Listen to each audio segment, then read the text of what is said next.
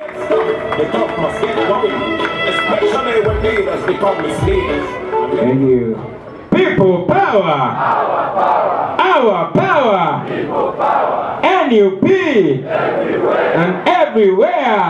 NUP. In speaking about the plight of the political prisoners that have been held in prison for the longest time, some 4 approaching 5 years, and others years and several months. Now all of you know that these people were arrested and detained without any crime. We challenged the regime, we challenged the judicial system to expedite their prosecution. They didn't. No evidence was adduced, but they continued torturing these people in prison and intimidating them. All of you know that because our leadership is so reduced, you've seen irresponsible people speaking in the name of the government and bragging about, pressuring and coercing these prisoners to accept the crimes they never committed. You also Balaam, visiting prisons beyond visitation hours. Many times I myself went to prisons, Kitalia and Luzira, and they blocked me from seeing these prisoners. And yet, at hours, sometimes past midnight, sometimes on weekends, Balaam and other regime apologists were allowed access to these people.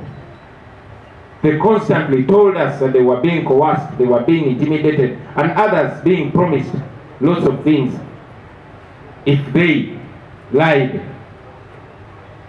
on themselves, if they accepted the crimes they did not commit. Ultimately, many of them accepted, not all of them. There are still 9, including Machete, Kalanzi, and others that are still standing firm.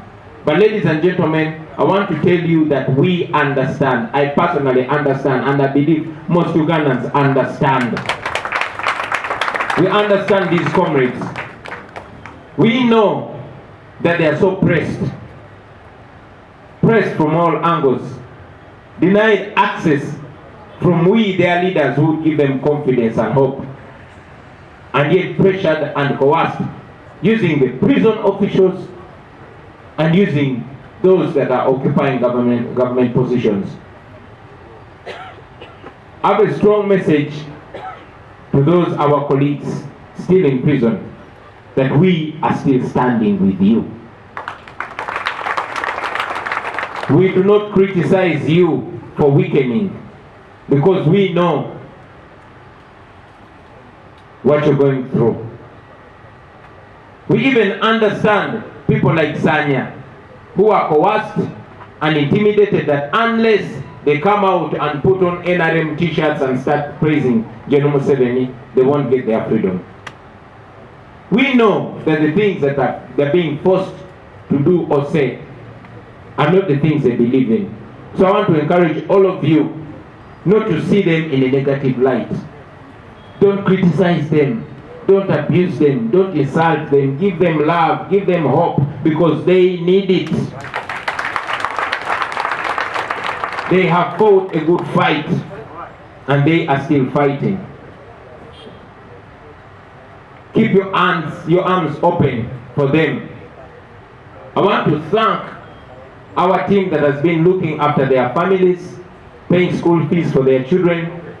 I want to thank you very heartily for not stopping, and we shall not stop. These people are innocent.